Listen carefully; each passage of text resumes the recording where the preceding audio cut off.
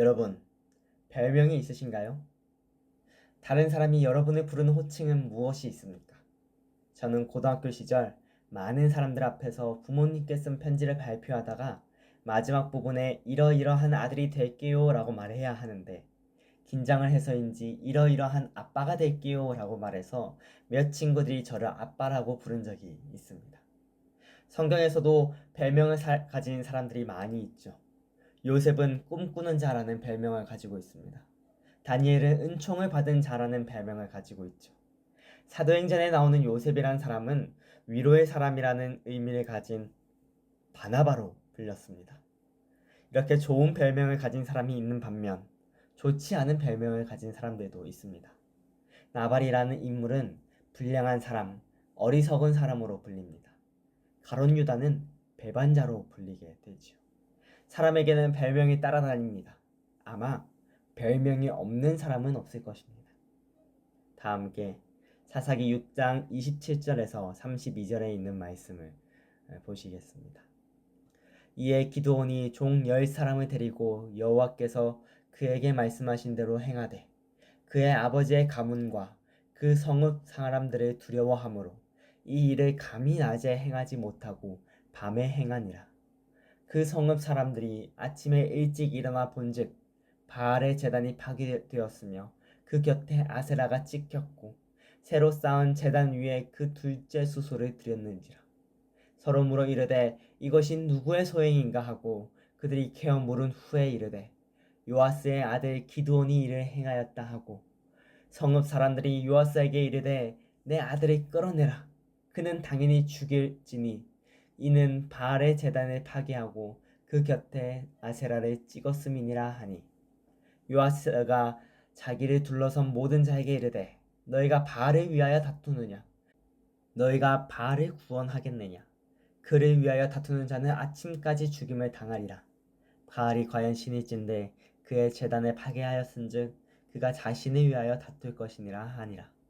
그날에 기드온을 여룻바알이라 불렀으니 이는 그가 바알의 제단을 파괴하였으므로 바알이 그와 더불어 다툴 것임이라 함이었더라. 기드온은 사람들이 사사 하면 많이 떠올리는 인물 중에 한 명이지요. 이 기드온이 하나님께로부터 첫 번째로 받은 임무가 바로 바알의 달을 허물고 아세라 상을 찍어서 없애는 것이었습니다. 기드온은 그 임무를 밤에 수행하죠. 사람들이 다음날 아침 일찍 바알의 제단에 와서 보니 있어야 할 것이 없는 것입니다. 아니 정확하게 말해서 형태를 알아볼 수 없게 파괴되었죠. 그래서 사람들은 이러한 일을 한 사람이 누군지 찾습니다. 그리고 이 일을 한 사람이 기드온이라는 것을 알게 되죠. 그리고 그가 얻게 되는 별명은 바알과 더불어 싸운다라는 의미를 가진 여룻바알로 불리게 되었습니다. 기드온이 이러한 별명, 호칭을 얻은 이유는 단 한 가지입니다. 기드온이 바알의 단을 허물었기 때문이죠. 이러한 행동이 기드온의 별명을 여룻바알로 만든 것입니다. 이러한 호칭은 기드온의 생애 내내 따라다닙니다. 심지어 사후에도 여룻바알이라고 불리게 되죠.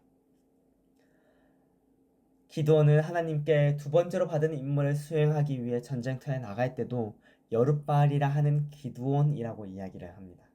그리고 두 번째로 받은 임무를 성공적으로 마치고 난 뒤에 기드온이라는 말을 빼고 여룻바알이라고만 불리죠. 심지어 기드온이 죽은 뒤에 기드온의 아들을 소개하면서 여룻바알의 아들 아비멜렉이라고 이야기를 합니다. 그가 죽은 뒤에까지 그의 아들을 소개하면서까지 이름을 부르지 않고 별명으로 그를 부른 것이지요. 여룻바알이라는 별명은 기드온의 정체성이었습니다. 그리고 그의 활동을 압축해서 이야기하는 것이었죠. 기드온은 바알의 단을 허물고 바알을 믿고 섬기던 미디안 사람들과 싸워서 승리를 했으니까요. 그것이 기드온의 행동이 되었고 기드온의 정체성이었고 사상이었습니다. 성경에 나오는 수많은 사람들의 별명은 모두 그 사람의 행동이나 가치관으로 붙여졌습니다. 보통 이러한 별명은 그 사람이 죽을 때까지 혹은 죽고 난 뒤에도 불리는 경우가 많이 있습니다. 왜 그렇게 불리게 됩니까? 이유는 간단합니다. 그들이 그렇게 행동을 했으니까요. 기도는 바알의 제단을 파괴했기에 여룻바알이라고 불렸습니다. 엘리의 아들들은 성전에서 해서는 안 되는 행동을 했기에 불량자, 망나니로 불렸습니다. 예수님의 제자이며 형제인 야고보와 요한은 성격이 급해서 우레의 아들이라는 별명이 생겼습니다. 가룟 유다는 자신의 스승인 예수님을 배신했기에 배신자라고 불리죠. 여러분, 별명은 아무 이유 없이 생기지 않습니다. 별명은 내가 그렇게 하고 싶다고 해서 붙여지지 않습니다. 별명은 그 사람의 모습과 행동을 보고 붙여지는 것입니다. 그리고 그러한 행동으로 인해서 한 가지 별명이 붙여진 사람들, 단체가 있지요. 사도행전 11장 26절에 있는 말씀입니다. 제자들이 안디옥에서 비로소 그리스도인이라 일컬음을 받게 되었더라. 예수님을 믿고 예수님의 가르침을 따르는 사람들은 그리스도인이라고 말하게 됩니다. 안디옥에서 제자들은 예수님의 명령에 따라 사람들을 가르쳤습니다. 그리고 그들이 하는 가르침과 담화의 주제가 예수님이었기 때문에 그러한 별명이 붙여졌지요. 어딜 가든지 예수님, 그리스도 하니까 그리스도인이라고 불렸습니다. 성경학자들은 처음에 조롱의 의미였을 것이라고 이야기합니다.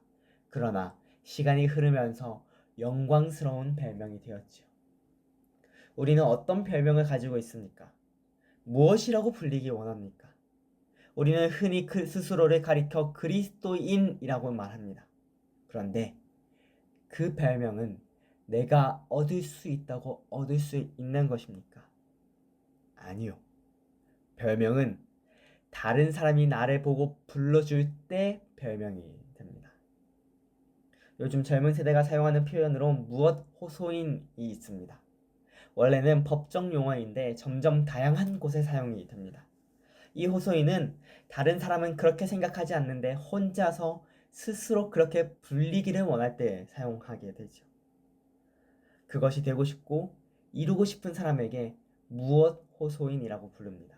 예를 들어서 다른 사람이 볼 때는 이 사람이 천재가 아닌데 스스로 천재라고 말하면서 다닐 때 천재 호소인이라고 말하게 됩니다. 제가 만난 사람들 중에서 경상도에서는 산 적이 없는데 자꾸 어색한 사투리를 사용하면서 막 경상도에 대해서 이야기하고 자신은 경상도 사람이라고 이야기를 하는 친구가 있었습니다. 그 친구에게 저희는 경상도 호소인이라고 부르게 되었죠. 여러분, 나는 그리스도인입니까? 아니면 그리스도인 호소인입니까? 그리스도인으로서 행동하는 사람입니까? 아니면 그리스도인이라고 불리기만 원하는 사람입니까? 엘리의 아들인 홈리와 비느하스는 제사장 호소인이었습니다. 하는 행동을 보면 전혀 제사장이 아니었습니다. 그러나 제사장으로 대접을 받기를 원했습니다. 사울은 왕 호소인이었습니다. 하나님으로부터 왕의 자리에서 쫓겨났는데 여전히 왕이 되고 싶어 했습니다. 그들이 그러한 것처럼 우리의 삶 속에서도 그리스도인, 호소인이 되는 경우가 있을 수도 있는 것이죠. 여러분, 우리가 그리스도인이 되기를 바랍니다. 그리스도인으로 불리기 원하는 사람이 아니라 그리스도인다운 행동을 하며 그리스도인으로 불리는 우리 모두가 되길 바라며 말씀을 마치겠습니다.